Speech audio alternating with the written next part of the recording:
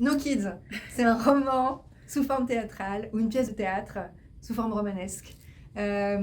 Trois personnages, Morten, fou amoureux de Malika, Malika, très amoureuse de Morten, et tous les deux, au début du livre, mènent ensemble un combat autour du no-kidisme, c'est-à-dire le fait de ne plus avoir d'enfants pour pouvoir protéger la planète.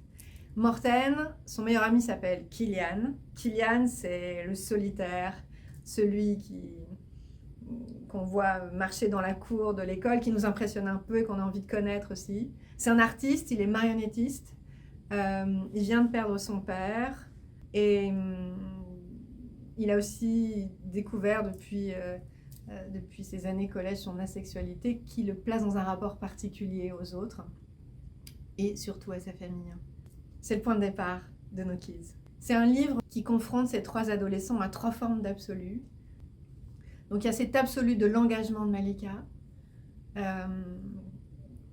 dans sa cause écologique, l'absolu plus spirituel de Kilian, en tout cas dans cette envie d'authenticité et d'être reconnu pour qui il est, et puis l'absolu amoureux de Morten qui lui, je crois, nous rappelle tous ces moments où on a été, je ne vais pas dire follement amoureux, parce qu'il y a cette notion de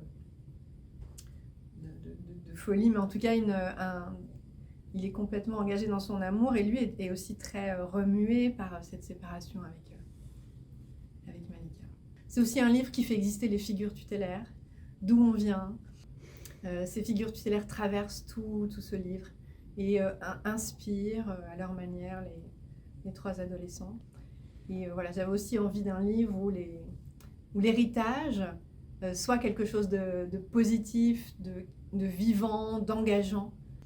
Et on peut se nourrir d'un héritage et de tous ces combats qui ont été menés, là en l'occurrence par des femmes, et que Malika embrasse pour sa vie actuelle.